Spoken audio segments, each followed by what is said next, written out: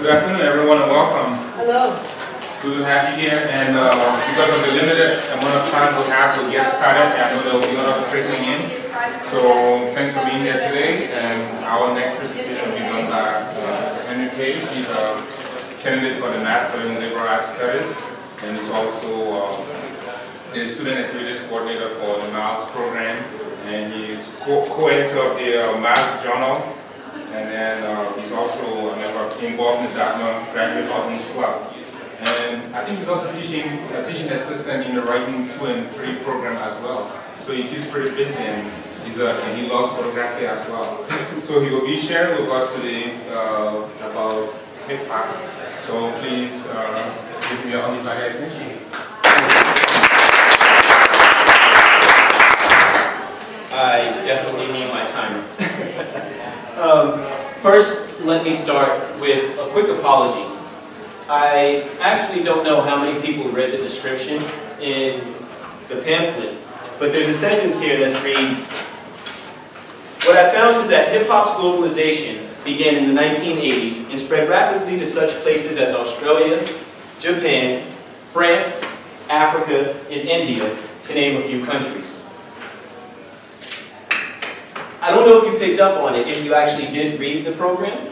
I don't know if you picked up on it, but there was a gross overlook on my side.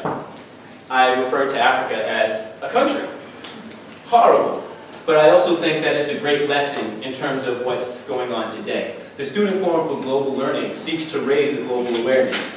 And in this mistake that I actually made, I think I've actually helped not only myself, but maybe some others. So in one sense, although it's not to be faulted, it is something to definitely be aware of.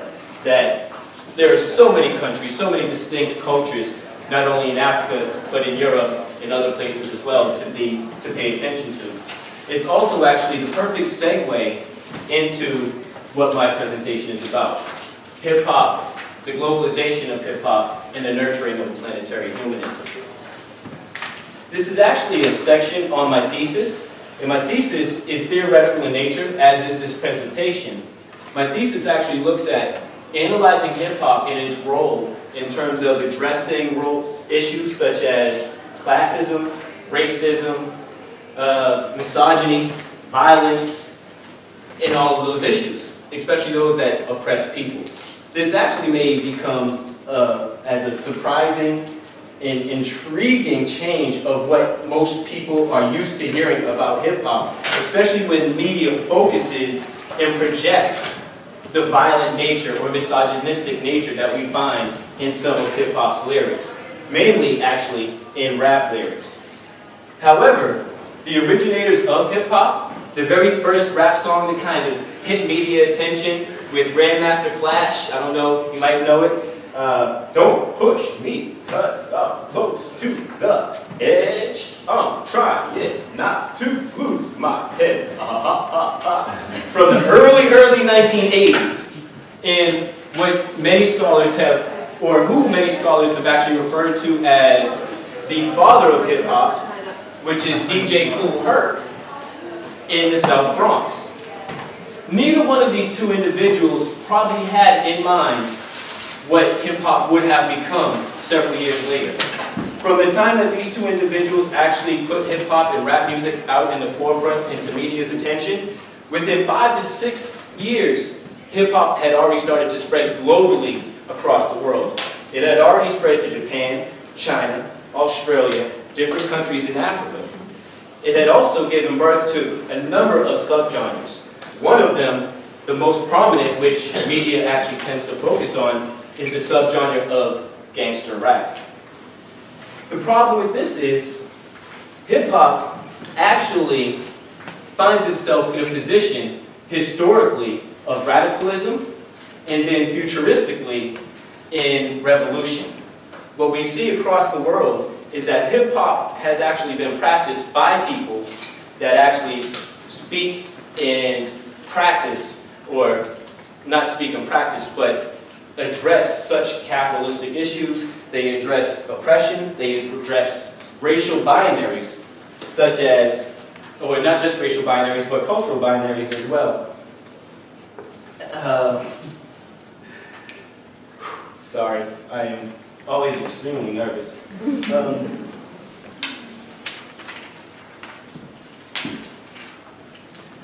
By the mid-1990s, let me take a step back. By the mid-1990s, once you hit the mid-1980s, hip-hop scholars have actually started to look at hip-hop in all its different facets, how it's been practiced in a lot of different areas. You had scholars such as Ian Condrey, who looked at hip-hop in Australia. You have scholars such as Halifu Osamari, who covers hip-hop in a number of different ranges in Africa. By the mid-1990s, these same scholars have began referring to hip-hop as the hip-hop diaspora. The reason why they refer to it as a diaspora is that by the mid-1990s, you had at least 2 generations of individuals that referred to hip-hop in terms of helping themselves to form a sense of identity. Not only did they form a sense of identity through hip-hop, but they also found a voice to address whatever issues that they were feeling and seeing that needed to be addressed within themselves, within the culture, within their communities.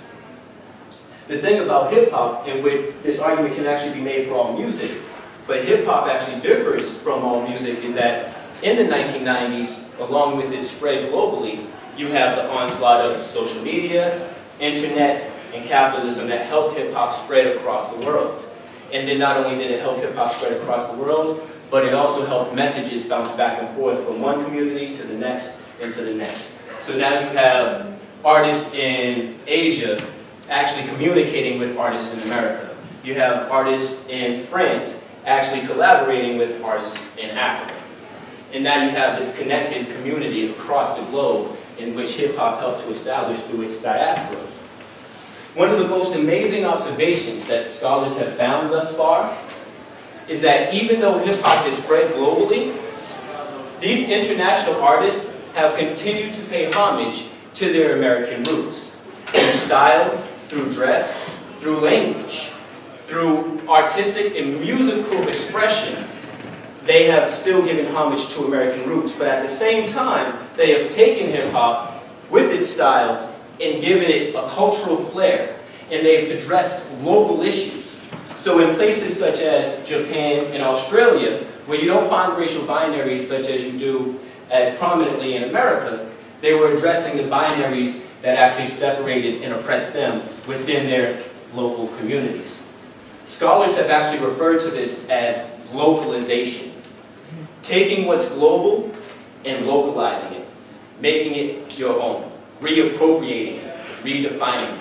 So now what you have is you have hip-hop in its origination being redefined globally by a ton of different communities, a ton of different countries. Within each country, you have even smaller communities and breakdowns. So within different communities, you have different pockets of people, genres such as nerd rap, francophone rap, underground hip-hop, spoken word, poetry are popping up all over the place, and this is by the mid-1990s. By the 2000s, you actually have hip-hop spreading over and actually creating what Halifu Osamari refers to as connective marginalities. These connective marginalities, what marginalizes people, what oppresses people, is what you find them connecting to. Nothing actually binds two people or a group of people together more than common struggle. This is actually something that Occupy Wall Street tried to achieve by aligning themselves with the Arab Spring. By uniting so many people, so many classes, so many different types of folks under the one banner, the 99%. Hip-hop continues to unite different communities under the banner of the hip-hop diaspora. While hip-hop artists, audiences, and practitioners actually do recognize each other for the individual aesthetic practices, they also recognize each other under the one banner of what is hip-hop. Nobody actually quite understands this more than, say, a person who is a hip-hopper or a hip-hop artist. They understand themselves to be hip-hop in the same way that a person may understand him or herself to be black, Jewish, French, Chinese. They actually, people who were raised in hip-hop see themselves as an individual within hip-hop. Not only are they individuals by themselves in hip-hop, but they consider themselves, if I was in Asia, I'm an Asian hip-hop artist. It actually has become part of their identity. It's through these connective marginalities that we find actually a common struggle, a common cause. It is through this common cause that we find the nurturing of planetary humanism. Now, once again, my research is theoretical in nature, and it's actually in its very beginning stages. What we all are working to achieve is to create a better world. Hip-hop, although most of media in its projection and its focus is on the negative, what we find in underground hip-hop is that it actually has more conscious lyrics, more political, more social messages. You find female artists across the globe who are addressing issues of patriarchy, misogyny. You're finding LBGT artists starting to pop up in addressing their issues. You're finding different issues across the globe all being addressed, and then you're also finding that all of these issues are being shared across the hip-hop community and the hip-hop diaspora. The difference between hip-hop and rap music is KRS-One. He says, rap is something you do. Hip-hop is something you live. Rap is something you do. Hip-hop is something you live. He says, rap, anybody can get up there and rap and rhyme words together. But hip-hop actually incorporates a way of life, a way of style, a way of thinking, common ethics, common values, common aesthetics. I don't actually think I can speak on these aesthetics as well as it can be shown or seen. And I do know I am running short of time, so I actually put together a small compilation that I would like everybody to take a moment and... Good evening, world. My name is Omar bin Musa from Queanbeyan, New South Wales. I want to pay respects to the traditional owners and custodians of the land, to their elders past and present, and to their continuing traditions and history. On the mic, man in the shop, when you just get tightened up. Buffalo entertainment, be a you forever. Let's go. Estamos unidos, nos une la región, la pinta, la raza y donde estamos. Ok, si por si acaso usted no conoce, en el Pacífico hay de todo para que goce. Cantao en colores, buenos sabores y muchos santos para que adore.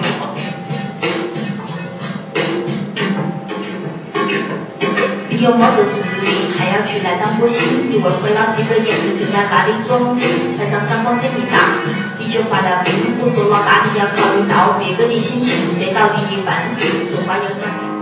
Новый день и старая куртка, старые кеды, новые шнурки, старая трасса, новые горы, сбитые ступни, старые мысли в новую урну, старые корни в новые будни, порою будто на турнике, пальцем одним я вешу, старые поводы, новая рюмка, новый пакет и много окурков, заново трупом рутина легла, стала тюрьму.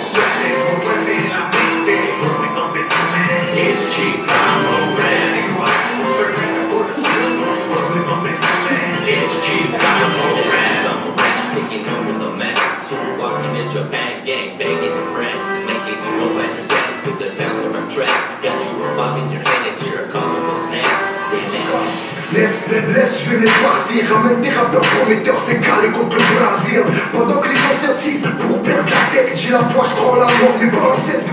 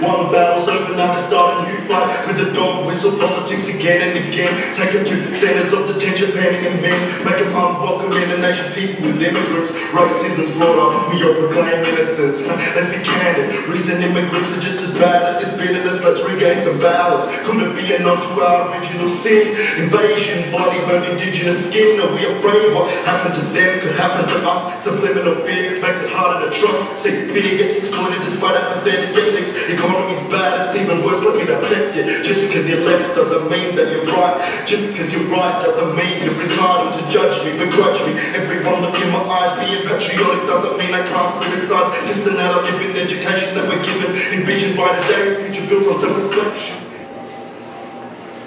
In that brief video, we actually just basically took a tour around the world.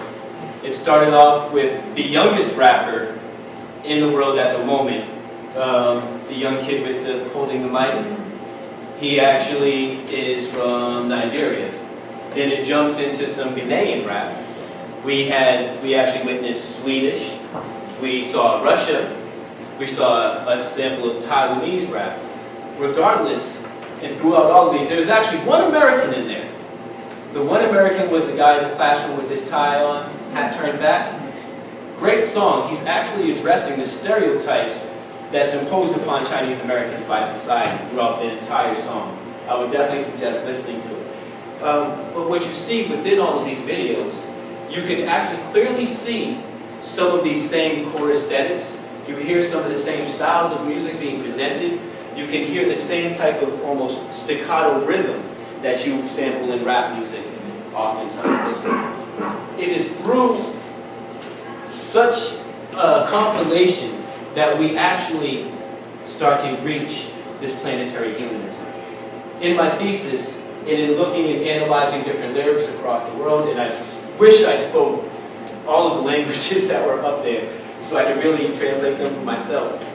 But when we start to analyze, this is the point in which I want to look at and build upon and actually build my argument that by doing such, by sharing these common aesthetics, by sharing these common values and goals, we start to nurture this planetary humanism. Hip-hop can be a very big, a very great influential factor in nurturing this planetary humanism.